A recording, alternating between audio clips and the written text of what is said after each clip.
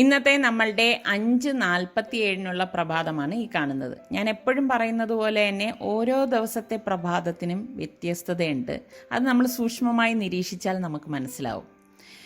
എൻ്റെ അടുത്ത് കുറേ പേര് ചോദിച്ചു ഇന്നലത്തെ വിശേഷം. കാരണം ഇവിടെ നല്ല മഴയും വെള്ളം കയറിയ ഏരിയ ഒക്കെ ഉണ്ടായിട്ടുണ്ടായിരുന്നു. അപ്പോൾ അതുകൊണ്ടാണ് നമ്മളിവിടെ സേഫ് ആണോ എന്നൊക്കെ അന്വേഷിച്ചത്. അൽഹംദുലില്ലാ നമ്മൾ താമസിക്കുന്ന ഏരിയയിൽ വെള്ളമൊന്നും കയറിയിട്ടില്ല. നമ്മളൊക്കെ ഇവിടെ സേഫാണ്. എന്തായാലും നമ്മളുടെ സുഖവിശേഷങ്ങൾ അന്വേഷിച്ച എല്ലാവർക്കും നന്ദിയുണ്ട്. പിന്നെ ഇതുപോലെ വെള്ളപ്പൊക്കം എന്നൊക്കെ അറിഞ്ഞപ്പോഴേക്ക് വല്ലാത്ത വിഷമം തോന്നി. പല സ്ഥലങ്ങളിലും പലരും ബുദ്ധിമുട്ടുന്നതൊക്കെ കേട്ടപ്പോൾ പറഞ്ഞ് നോമ്പ് തീരാറായി. അപ്പം നമ്മളുടെ നോമ്പുതുറയുടെ വിഭവങ്ങളും അതുപോലെ തന്നെ അത്താഴത്തിൻ്റെ വിശേഷങ്ങളും അത്താഴ വിഭവങ്ങളുമാണ് ഇന്ന് ഞാൻ നിങ്ങളുമായിട്ട് ഷെയർ ചെയ്യുന്നത്. അപ്പോൾ നമുക്ക് അതെന്തൊക്കെയാണെന്ന് നോക്കാം.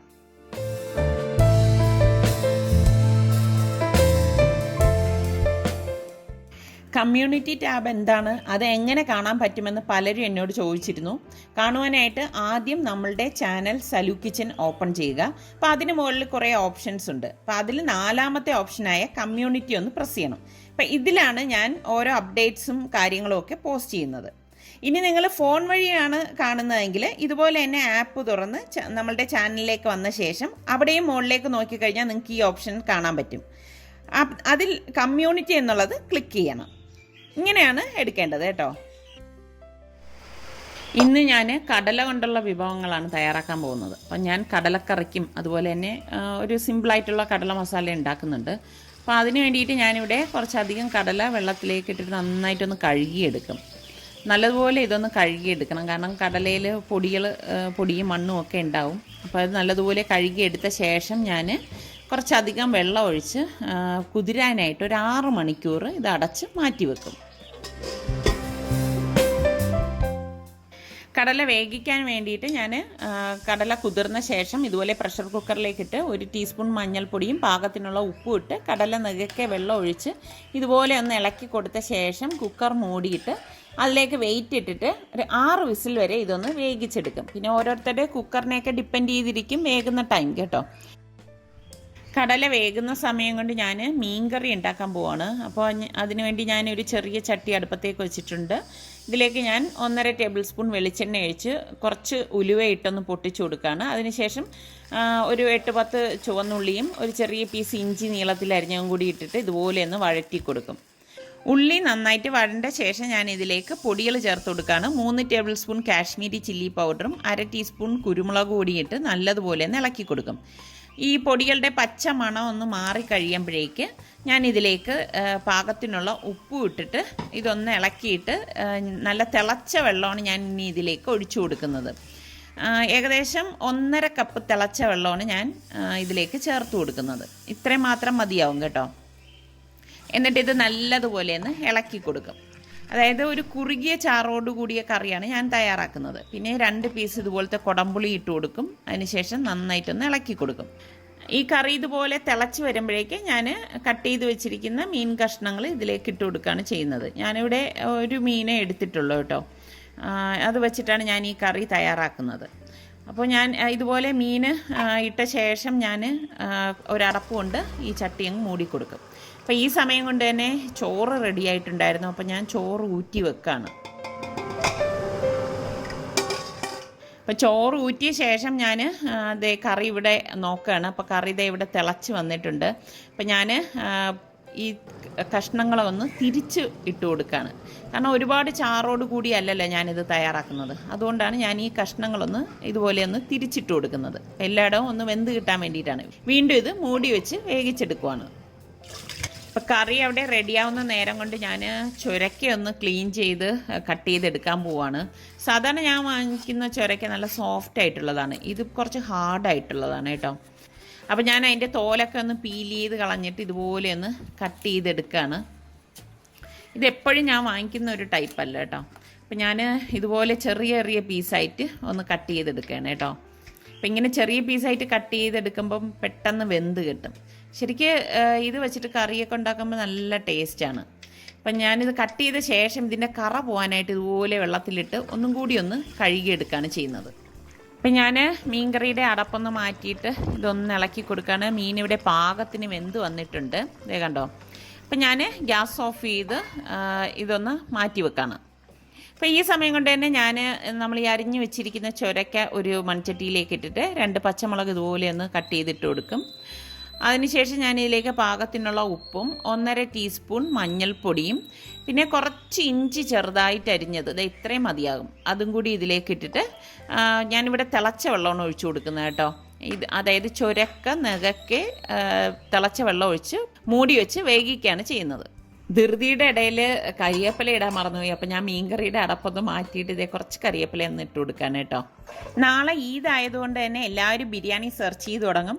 നമ്മൾ സലൂ കിച്ചണിൽ ഒരുപാട് ബിരിയാണികൾ ഞാൻ പോസ്റ്റ് ചെയ്തിട്ടുണ്ടായിരുന്നു. അതായത് chicken, fruits, vegetable, paneer, egg, fish, mutton, ചിക്കൻ്റെ തന്നെ പല വെറൈറ്റി ബിരിയാണീസും നമ്മൾ ഇതിൽ ഇട്ടിട്ടുണ്ട് കേട്ടോ. അപ്പോൾ ഇതിൻ്റെയൊക്കെ ലിങ്ക് ഞാൻ ഡിസ്ക്രിപ്ഷൻ ബോക്സിൽ കൊടുത്തിരിക്കാം, താല്പര്യമുള്ളവർക്ക് അത് നോക്കാവുന്നതാണ്. 6 വിസിൽ കേട്ട് കഴിഞ്ഞപ്പോൾ ഗ്യാസ് ഓഫ് ചെയ്തിട്ടുണ്ടായിരുന്നു. അപ്പോൾ കുക്കറിൻ്റെ സ്റ്റീമൊക്കെ പോയ ശേഷം ഞാൻ കുക്കർ ഓപ്പൺ ചെയ്തു. ഇതേ കണ്ടോ, കടല പാകത്തിന് വെന്ത് വന്നിട്ടുണ്ട്. ഇത്രയും വെന്താൽ മതിയാവും, ഒരുപാട് വെന്തുടയേണ്ട ആവശ്യമില്ല.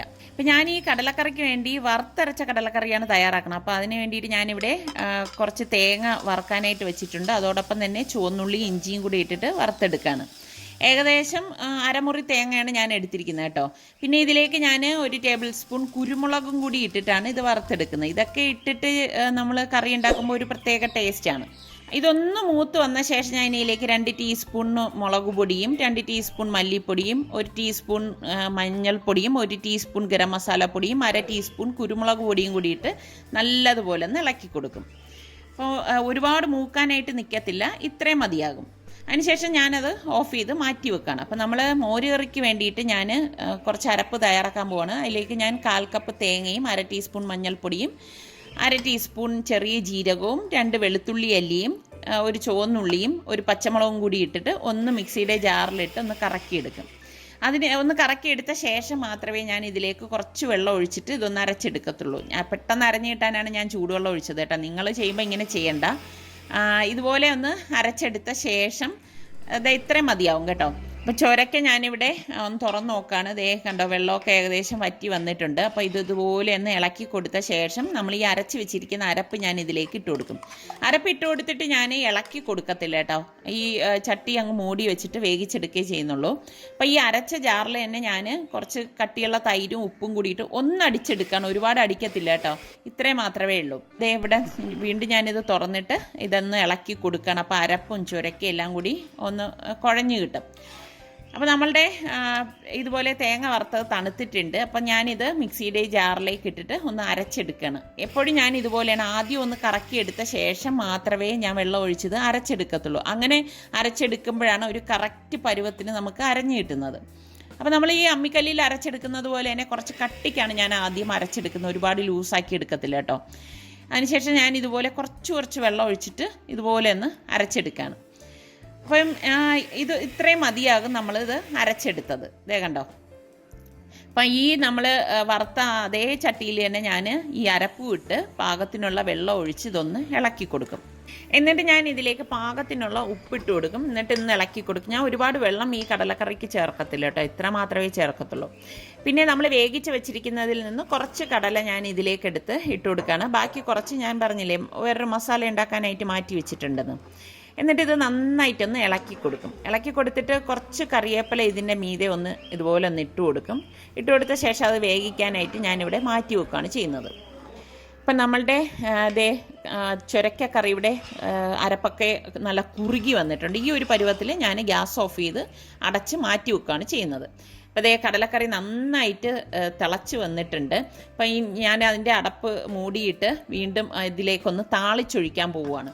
അപ്പോൾ താളിച്ചൊഴിക്കാൻ വേണ്ടിയിട്ട് ഞാൻ മറ്റൊരു പാൻ അടുപ്പത്തേക്ക് വെച്ചിട്ട് 1.5 ടേബിൾ സ്പൂൺ വെളിച്ചെണ്ണ ഒഴിച്ചു കൊടുക്കും. അതിലേക്ക് ഞാൻ 1 ടീസ്പൂൺ കടുകിട്ട് പൊട്ടിച്ചു കൊടുക്കും. 2 വറ്റൽമുളക് ഇതുപോലെ ഒന്ന് മുറിച്ചിട്ട് കൊടുക്കും കേട്ടോ. അപ്പം വറ്റൽമുളക് മുറിച്ചിടുമ്പോഴാണ് ആ മുളകൊക്കെ വന്നിട്ട് ഒരു പ്രത്യേക മണം വരുന്നത്. പിന്നെ കുറച്ചധികം കരിവേപ്പിലയും ഇതിലേക്ക് ഇട്ട് കൊടുക്കും. അപ്പം ഞാൻ വെന്ത കടലയിലേക്ക് ഈ താളിച്ചത് ഒഴിച്ചു കൊടുക്കുകയാണ്. അപ്പം ഞാൻ ഗ്യാസ് ഓഫ് ചെയ്തിട്ടുണ്ടായിരുന്നു. നന്നായിട്ടൊന്ന് ഇതൊന്ന് ഇളക്കി കൊടുക്കും. അത് കഴിഞ്ഞ് ഞാൻ അരപ്പ് കുറച്ച് ഈ പാനിലേക്ക് ഒഴിച്ചിട്ട് ഈ കറിയിലേക്ക് ഒഴിച്ചു കൊടുക്കുകയാണ് ചെയ്യുന്നത്. അപ്പോൾ നമ്മുടെ കടലക്കറിയും ഇവിടെ റെഡി ആയിട്ടുണ്ട്. ഇപ്പം ഞാൻ കടല മസാല ഉണ്ടാക്കാൻ വേണ്ടി, മസാല എന്ന് പറയുമ്പം ഒരുപാട് ഐറ്റംസ് ഒന്നും ഇല്ല കേട്ടോ, പക്ഷെ നല്ല ടേസ്റ്റാണിത്. ഞാൻ 1.5 ടേബിൾ സ്പൂൺ വെളിച്ചെണ്ണ തന്നെയാണ് ഒഴിച്ചു കൊടുക്കുന്നത്. അതിലേക്ക് 1 ടീസ്പൂൺ കടുകും 1 വറ്റൽമുളക് ഇതുപോലെ മുറിച്ചിട്ട് കൊടുത്തിട്ട് 1 സവോള ഞാൻ ഇതുപോലെ ചെറുതായിട്ട് അരിഞ്ഞതും കുറച്ചധികം കരിവേപ്പിലയും കൂട്ടിയിട്ട് ഇളക്കി കൊടുക്കും.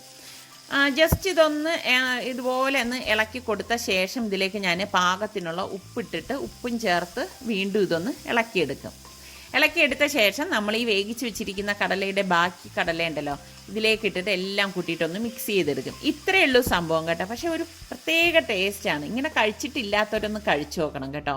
അപ്പോൾ നമ്മളുടെ ചൊരക്ക ഇവിടെ തണുത്തിട്ടുണ്ട്. ഇതിലേക്ക് നമ്മൾ ഈ അടിച്ച് വെച്ചിരിക്കുന്ന തൈര് ഒഴിച്ചു കൊടുക്കും. ഞാൻ തൈരിലേക്ക് വെള്ളമൊന്നും ചേർത്തിട്ടില്ലായിരുന്നു.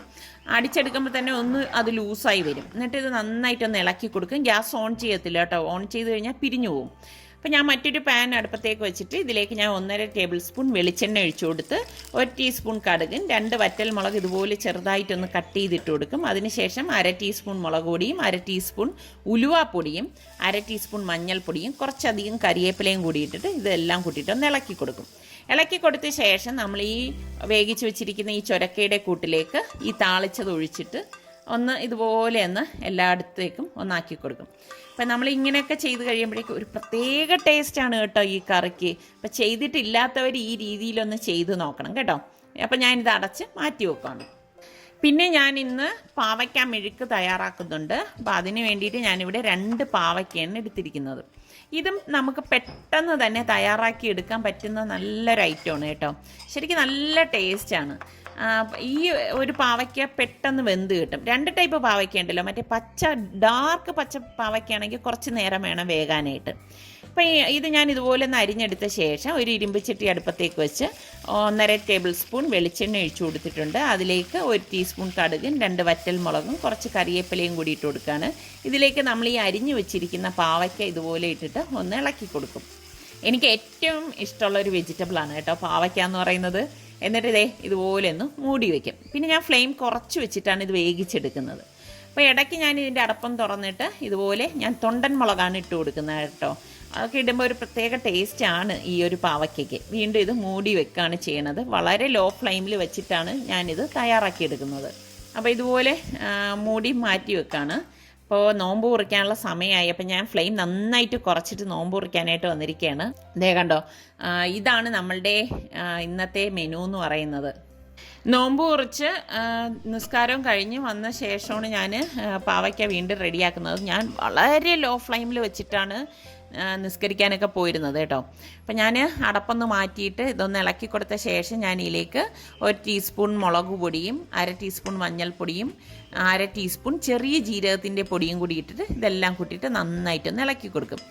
എന്നിട്ട് ഞാൻ പാത്രം മൂടി വെക്കുകയാണ് ചെയ്യുന്നത്. അത് കഴിഞ്ഞ് നമ്മൾ ഈ അടപ്പ് തുറക്കുമ്പോൾ കണ്ടോ ഇതിൽ നിന്ന് വെള്ളം വരുന്നത്, ചാറിങ്ങനെ കുറച്ചിങ്ങനെ, അതായത് ഈ പാവയ്ക്കയിലുള്ള ഒരു ചാറാണ് അതിലേക്ക് വന്നിരിക്കുന്നത്. ഇത്രയേ ഉള്ളൂ. ഞാനിത് മാറ്റി വെക്കുകയാണ് ചെയ്യുന്നത്. പിന്നെ ഞാൻ നെത്തോലി പൊരിക്കാനായിട്ട് പോവുകയാണ്. ഇന്നലെ ഞാൻ നെത്തോലി മസാല പുരട്ടി ഫ്രീസറിൽ വെച്ചു എന്ന് പറഞ്ഞിട്ടുണ്ടായിരുന്നില്ലേ.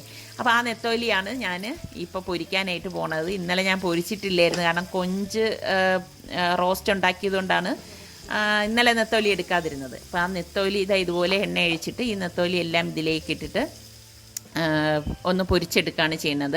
പിന്നെ ഇതിലേക്ക് 2 തണ്ട് കറിവേപ്പില കൂടി ഇതുപോലെ ഇട്ട് കൊടുക്കും. ഇങ്ങനെയൊക്കെ ഇട്ടിട്ട് നമ്മളിത് പൊരിച്ചെടുക്കുമ്പോൾ ഒരു പ്രത്യേക ടേസ്റ്റാണ് കേട്ടോ.